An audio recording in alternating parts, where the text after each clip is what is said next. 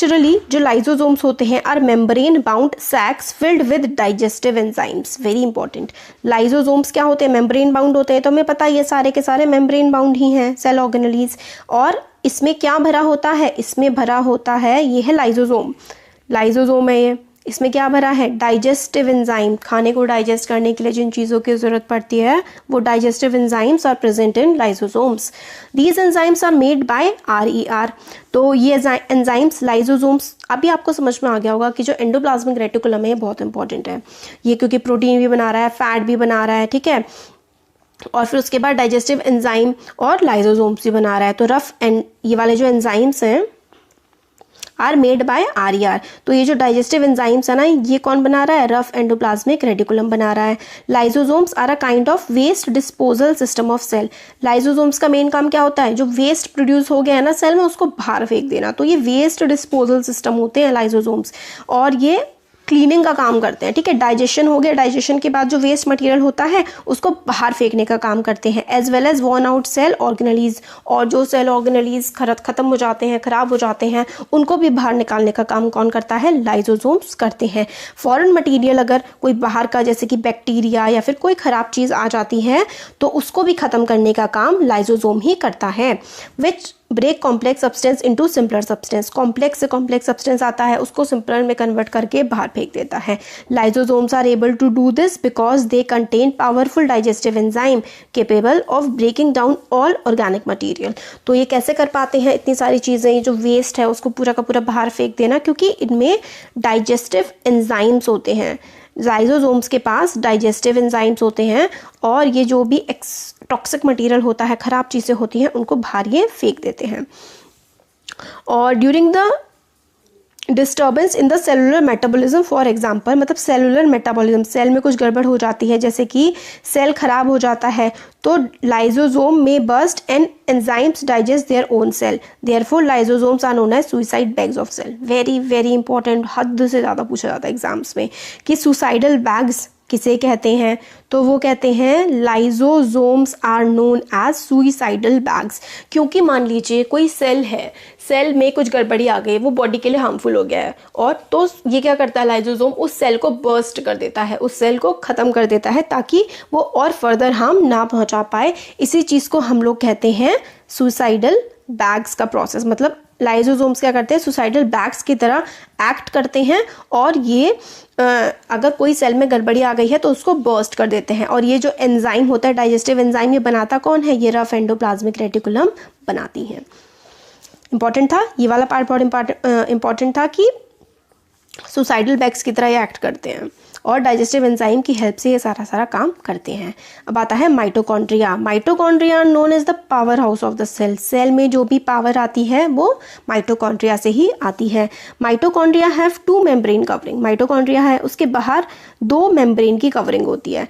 Outer membrane is porous, बाहर वाली जो मेम्ब्रेन होती है वो पोरस होती है, मतलब मटेरियल अंदर बाहर जा सकते हैं। वाइल जो अंदर वाली मेम्ब्रेन होती है ना इज डीपली फोल्डेड, मतलब माइटोकॉन्ड्रिया के बाहर की जो मेम्ब्रेन होती है वो काफ़ी ज़्यादा पोरस होती है, उससे सब्सटेंस अंदर बाहर जा सकते हैं। बट जो अंदर वाली मेम्ब्रेन होती है वो काफ़ी डीपली फोल्डिंग होती है उसमें। These folds increase surface area for ATP generating chemical reaction. मतलब अंदर वाली जो होती है फोल्डिंग से उनका क्या होता है, सरफेस एरिया इंक्रीज हो जाता है और केमिकल रिएक्शंस आराम से हो पाती हैं। अब एनर्जी जो जिसकी ज़रूरत होती है वेरियस केमिकल एक्टिविटीज़ के लिए needed for life is released by mitochondria in the form of ATP, adenosine triphosphate molecule. इसकी डेफिनेशन फुल फॉर्म इंपॉर्टेंट है, adenosine triphosphate molecule. ATP is known as the energy currency of the cell. तो mitochondria is known as the power house of the cell और ATP is known as the energy currency of the cell. Energy किससे आती है, ATP से आती है। Body uses energy stored in the ATP for making new chemical compounds and for mechanical work। और हमारी जो बॉडी होती है ना वो क्या करती है, जो ATP में एनर्जी स्टोर होती है उसका ही इस्तेमाल करती है सारा का सारा काम करने के लिए। Mitochondria are strange organelles in the sense they have their own DNA। तो एक क्वेश्चन ये भी बहुत इंपॉर्टेंट है कि कौन सा ऐसा सेल ऑर्गेनेली है जिसका अपना खुद का DNA होता है। तो mitochondria have their own DNA और इनका खुद का राइबोसोम्स भी होता है, तो इनका खुद का DNA भी होता है और राइबोसोम्स भी होता है।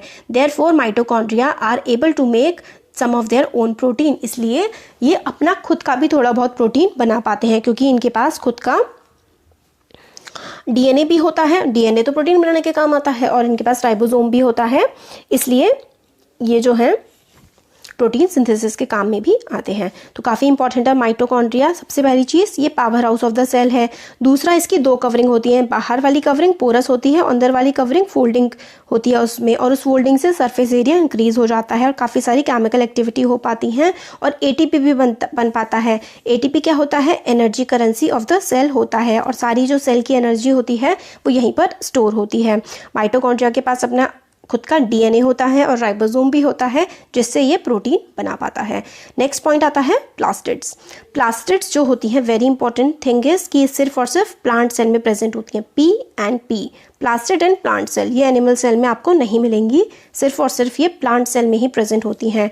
There are two types of plastids, दो तरीके की प्लास्टिक होती हैं। एक होते हैं क्रोमोप्लास्ट जो कि कलर्ड प्लास्टिक होती हैं और एक होते हैं ल्यूकोप्लास्ट जो कि कलरलेस प्लास्टिड्स होती हैं। तो प्लास्टिड्स भी दो टाइप की होती हैं।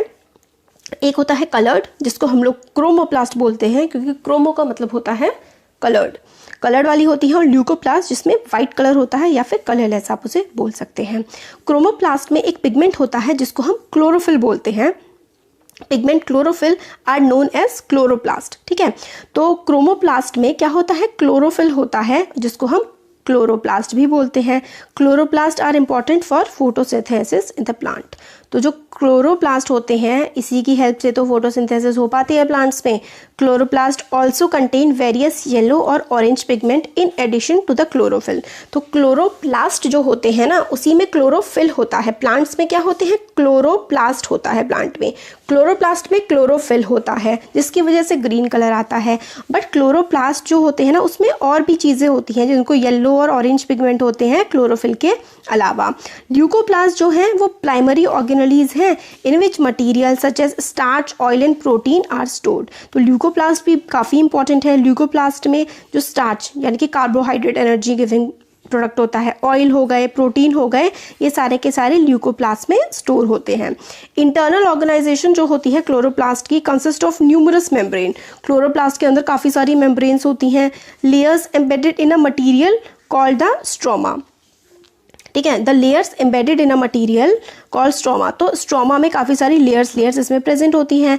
These are similar to mitochondria in external structure. Like mitochondria plastid also have their own DNA and ribosomes. Plastids के पास भी अपना डीएनए होता है और राइबोसोम्स भी होते हैं। तो माइटोकॉन्ड्रिया और प्लास्टिड्स दोनों के पास खुद का डीएनए, खुद का राइबोसोम्स होता है। तो इसमें हम लोगों ने प्लास्टिड्स में क्या देखा? प्लास्टिड दो टाइप की हैं, एक होता है क्रोमोप्लास्ट और एक होता है ल्यूकोप्लास्ट। क्रोमोप्लास्ट में कलर होता है, ल्यूकोप्लास्ट कलरलेस होते हैं। क्रोमोप्लास्ट में क्लोरोफिल होता है, ठीक है, आर नोन एज क्लोरोप्लास्ट, ठीक है। क्लोरोप्लास्ट में क्लोरोफिल होता है और बाकी येलो और ऑरेंज कलर के पिगमेंट भी होते हैं। ल्यूकोप्लास्ट कलरलेस होता है, इसमें स्टार्च, ऑयल और प्रोटीन होते हैं। काफ़ी सारी लेयरिंग में ये होता है और माइटोकॉन्ड्रिया की तरह प्लास्टिड्स के पास भी अपना डीएनए और राइबोसोम्स होता है। अब आगे आता है vacuoles. Vacuoles are storage sac for solid और लिक्विड कंटेंट्स। वैक्यूल्स क्या होते हैं? स्टोरेज होती है इसमें, किसकी? सॉलिड्स की भी होती है और लिक्विड्स की भी होती है। Vacuoles are small sized in animal cells while plant cells have very large vacuoles. तो जो वैक्यूल्स होते हैं वो एनिमल्स में तो काफ़ी छोटे होते हैं, स्मॉल साइज के होते हैं, बट प्लांट्स में काफ़ी बड़े बड़े वैक्यूल्स हमारे प्रेजेंट होते हैं। The central vacuole of some plant cells may occupy 50 to 90% of the cell volume। तो central vacuole जो होता है ना कुछ प्लांट में मतलब काफ़ी ज़्यादा जो सेल की वॉल्यूम वैक्यूल्स ही ऑक्यूपाई कर लेते हैं क्योंकि ये काफ़ी ज़्यादा बड़े होते हैं। कुछ plant cell vacuoles are full of cell sap and provide turgidity and rigidity to the cell. तो मतलब इसमें सेल सैप होता है जिसकी वजह से प्लांट में काफ़ी वो कड़े कड़े होते हैं ना, हिल नहीं पाते, वो इसी की वजह से होता है।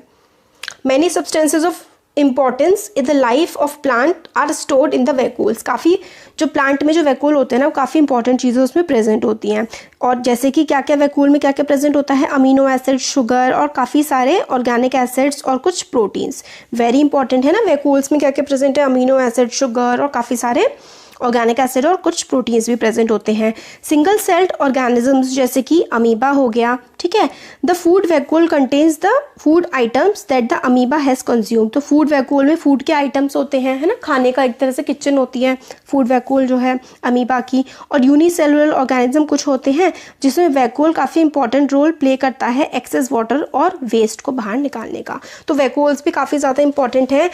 ये काफ़ी बड़े होते हैं एनिमल सेल्स में और छोटे होते हैं प्लांट्स में, बड़े होते हैं एनिमल्स में। और कई बार ये काफ़ी ज़्यादा बड़े भी होते हैं। और ये इनके अंदर क्या होता है, इनके अंदर काफ़ी सारे अमीनो एसिड्स होते हैं, शुगर होते हैं और प्रोटीन्स होते हैं जो काफ़ी हेल्पफुल होते हैं किसी भी प्लांट के लिए। और अमीबा में जो है वो फूड वैक्यूल खाने प्रोवाइड करने का काम करता है और बाकी कुछ सिंगल सेलुलर ऑर्गेनिजम्स में ये वेस्ट बाहर निकालने का भी काम करता है। अब इसमें है each cell thus acquires its structure and ability to function because of the organisation of its membrane and organelles in specific ways. तो सारे के सारे सेल्स जो हैं अपनी सेल वॉल की वजह से या फिर जो ऑर्गेनलीज जैसे कि माइटोकॉन्ड्रिया, राइबोसोम, वैक्यूल, प्लास्टिड, इनकी वजह से काम कर पाते हैं। और ये सेल की हेल्प करता है रेस्पिरेशन में, न्यूट्रिशन में, सफाई करने में और प्रोटीन बनाने में, बहुत तरीके से हेल्प करता है। तो cell is the fundamental structural unit of life, it is also the basic functional unit of life. तो सेल कितने सारे काम करता है, प्रोटीन बनाना, प्रोटीन को पहुंचाना, फैट्स बनाना, है ना, इतने सारे काम ये कर रहा है, इसलिए इसको फंडामेंटल यूनिट ऑफ लाइफ कहा गया है। अब आगे ये भी बहुत इंपॉर्टेंट टॉपिक है, सेल डिवीजन। सेल डिवीजन क्या होता है, नए cells are formed in organisms in order to grow to replace old dead and injured cell.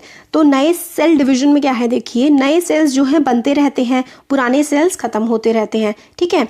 And to form gametes required for reproduction. तो नए सेल्स में गैमीट्स भी बनते हैं जिससे आगे ज़्यादा रिप्रोडक्शन हो पाए। तो the process by which new cells are made is called cell division. तो जिस प्रोसेस से नए सेल्स बनते हैं उस प्रोसेस को हम लोग सेल डिवीजन कहते हैं। तो दो टाइप का ये सेल डिवीजन होता है, एक होता है माइटोसिस और एक होता है मियोसिस। तो process of cell division by which most of the cells divide for growth is called mitosis. तो सेल डिवीजन का प्रोसेस जिससे ज़्यादा से ज़्यादा सेल डिवाइड होते हैं ग्रोथ के लिए, बढ़ने के लिए, उसको हम माइटोसिस कहते हैं। इस प्रोसेस में each cell called mother cell, हर सेल जिसको हम लोग देखिए माइटोसिस, हर सेल जो है mother cell divides to form two identical daughter cell. मतलब देखिए 4 सेल थे ना, है ना, तो हर एक सेल वो 2 डॉटर सेल में चेंज हुआ है। ये वाला सेल देखिए 2 में चेंज हुआ है, ये वाला सेल 2 में, मतलब हर एक सेल 2 में चेंज हो जाता है बिल्कुल, जो कि same to same identical cell में कन्वर्ट हो जाता है। Daughter cell have the same number of chromosomes as mother cell. और जितने क्रोमोसोम्स मदर सेल में होंगे उतने ही क्रोमोसोम्स डॉटर सेल में भी होंगे। It helps in growth and repair of tissues in organisms. और ये जो ग्रोथ आगे बढ़ने में और रिपेयर करने के काम आता है। तो माइटोसिस में सेम एक इंडिविजुअल 2 में डिवाइड हो जाता है और सेम नंबर ऑफ क्रोमोसोम्स रहते हैं और सेम टू सेम ये दोनों होते हैं। Specific cells of reproductive organs और tissues in animals and plants divided to form gametes which after fertilisation give rise to offspring. तो इसमें यही है कि काफ़ी सारे जो रिप्रोडक्टिव ऑर्गन्स होते हैं एनिमल्स में भी प्लांट्स में भी वो 2 में डिवाइड हो जाते हैं फर्टिलाइजेशन के बाद और अपनी नई ऑफस्प्रिंग बनाते हैं। They divide by a different process called meiosis, ठीक है। कुछ अलग प्रोसेस से भी होते हैं meiosis which involve 2 consecutive division, ठीक है। आगे देखते हैं, when a cell divides by meiosis it produces 4 new cells instead of just 2. The new cells only have half the number of chromosomes than that of mother cells, ठीक है। अब देखिए meiosis में क्या होता है, 4 थे ना, तो हर एक इंडिविजुअल 4 में डिवाइड होता है, ठीक है। और पहले क्या था, माइटोसिस में 2 में डिवाइड हो रहा था और नंबर ऑफ क्रोमोसोम जो मदर में थे वो इस चाइल्ड में भी थे, मगर इस मदर में 4 भागों में ये डिवाइड हो जाते हैं। जो मियोसिस होता है ना, इसका ये प्रोसेस होता है। तो क्या can you think as why chromosomes number has reduce to half in the daughter cell. तो हाफ हो गए क्योंकि पहले क्या हो रहा था 2 में डिवाइड हो रहे थे, बट अब क्या हो गया है, अब 4 में डिवाइड हो रहे हैं। तो इक्वली वो आधे बढ़ करके डिवाइड हो जा रहे हैं मियोसिस में। माइटोसिस में एक जो है वो 2 में डिवाइड हो रहा है और सेम नंबर ऑफ क्रोमोसोम्स है, बट मियोसिस में 4 में डिवाइड हो रहे हैं और क्रोमोसोम्स जो हैं वो नंबर सेम नहीं होते। New cells have only half the number of chromosomes than the mother cell. जो मदर सेल में अगर 4 थे ना, तो जो इनमें बनेंगे ना 4, ये इनमें सब में 2 क्रोमोसोम्स होंगे। ठीक हो गया। तो ये हम लोगों का अब चैप्टर कंप्लीट हो गया है।